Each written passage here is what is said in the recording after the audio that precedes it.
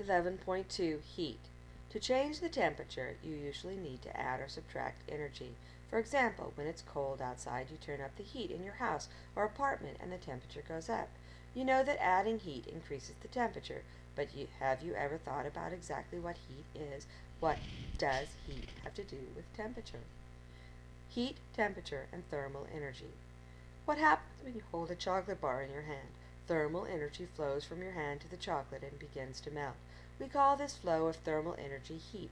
Heat is really just another word for thermal energy that is moving. In the scientific sense, heat flows from any time there is a difference in temperature. Heat flows naturally from the warmer objects, high energy, to the cooler one, lower energy. In the case of the melting chocolate bar, the thermal energy lost by your hand is equal to the thermal energy gained by the chocolate bar.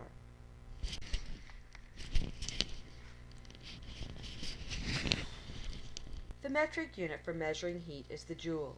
This is the same joule used to measure all forms of energy, not just heat. A joule is a small amount of heat. The average hairdryer puts out about 1,200 joules of heat every second. 1 calorie is the amount of energy heat needed to increase the temperature of 1 gram of water by 1 degree Celsius.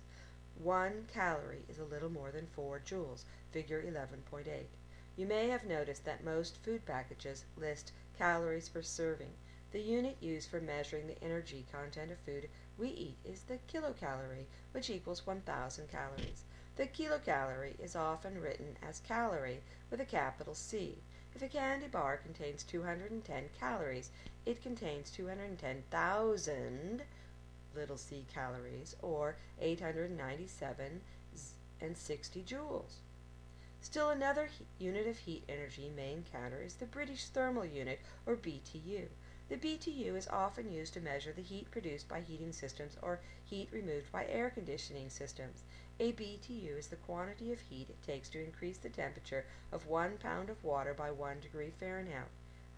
1 BTU is a little more than 1,000 joules. The calorie and the BTU units were being used to measure heat well before scientists knew that heat was really energy. The calorie and BTU are still used even 100 years after heat was shown to be energy, because people give up familiar ways very slowly. If you add heat to an object, how much will its temperature increase? It depends in part on the mass of the object. If you double the mass of the object, you need twice as much energy to get the same increase in temperature. The temperature increase also depends on what the substance you are heating up. It takes different amounts of energy to raise the temperature of different materials. If you need to add 4,184 joules of heat to 1 kilogram of water to raise the temperature by 1 degree Celsius, figure 11.9, you only need to add 470 joules to raise the temperature of a kilogram of steel by 1 degree C. It takes 9 times more energy to raise the temperature of water by 1 degree C than it does to raise the temperature of the same mass of steel by 1 degree C. Specific heat is a property of a substance that tells us how much heat is needed to raise the temperature by 1 kilogram by 1 degree Celsius. Specific heat is measured in joules per kilogram per degree Celsius, J over kg times C, capital C. A large specific heat means you have to put in a lot of energy for each degree increase in temperature. Knowing the specific heat tells you how quickly the temperature of a material will change as it gains or loses energy. If the specific heat is low, like steel, then temperature will change relatively quickly because each degree of temperature change takes less energy. If the specific heat is high, like water, then the temperature will change relatively slowly because each degree of temperature change takes more energy. Hot apple pie filling stays hot for a long time because it is mostly water, and therefore has a large specific heat. Pie crust has a much lower specific heat and cools much more rapidly. The table in figure 11.10 lists the specific heat for some common materials. In general, materials made up of heavy atoms or molecules have low specific heat compared with materials made up of lighter ones. This is because temperature measures the average kinetic energy per particle. Heavy particles mean fewer per kilogram. Energy that is divided between fewer particles mean more energy per particle and therefore more temperature change. Suppose you add 4 joules of energy to a kilogram of silver and 4 joules to a kilogram of aluminum. Silver's specific heat is 235 joules per kilogram per capital calorie, and 4 joules is enough to raise the temperature of the silver by 17 degrees.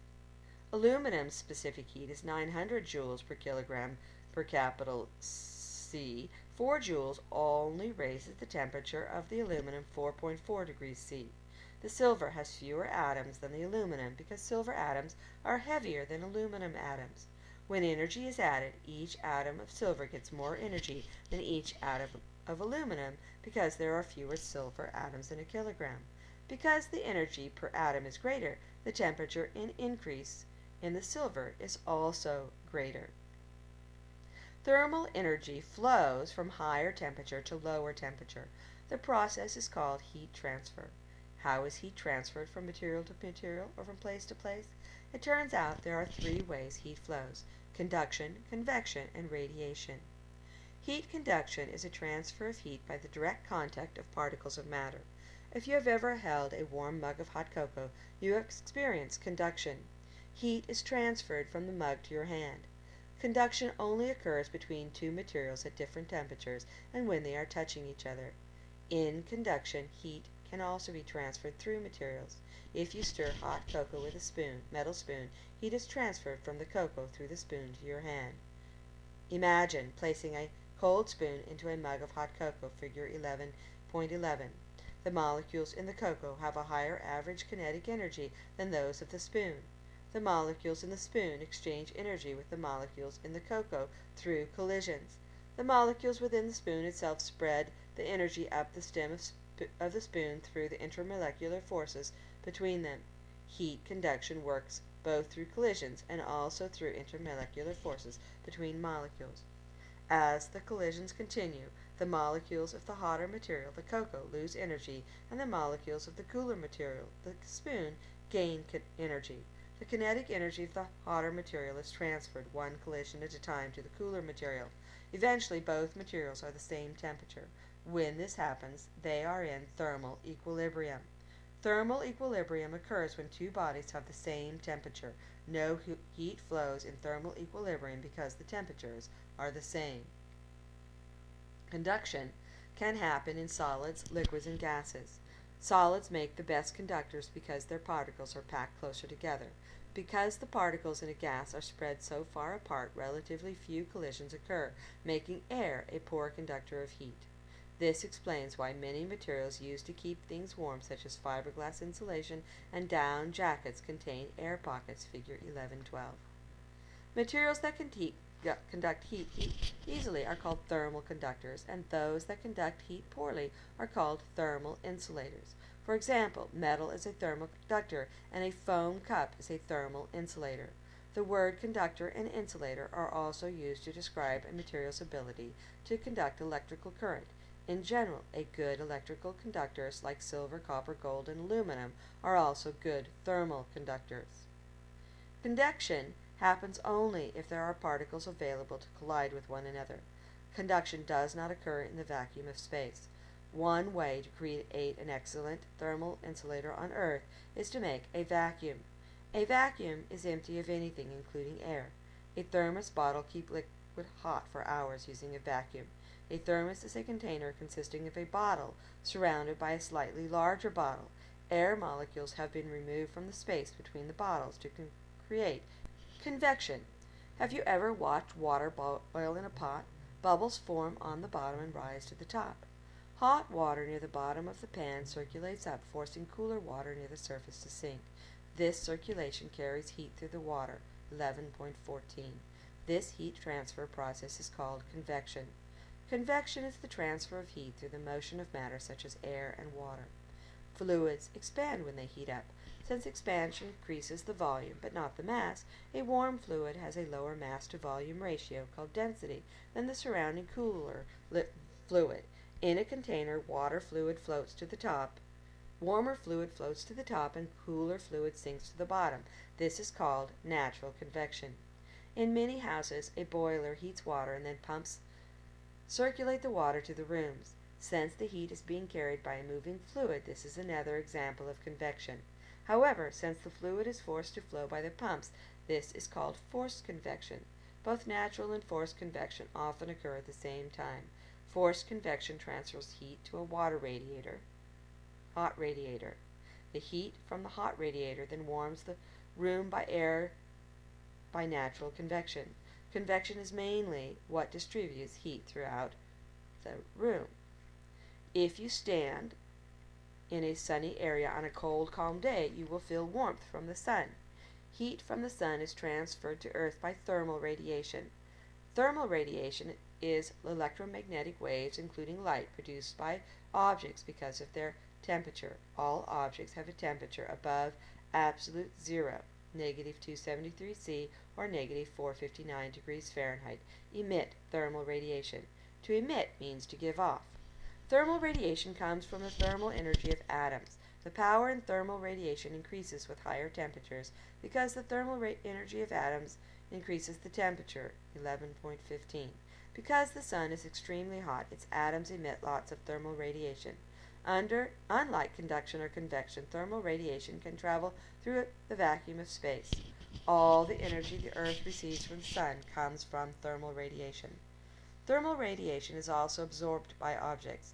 An object constantly receives thermal radiation from everything else in its environment. Otherwise, all objects would eventually cool down to absolute zero by radiating their energy away. The temperature of an object rises if more radiation is absorbed. The temperature falls if more radiation is emitted. The temperature adjusts until there is a balance between radiation absorbed and radiation emitted. The amount of thermal radiation absorbed depends on the surface of material. Black surfaces absorb almost all the thermal radiation that falls on them.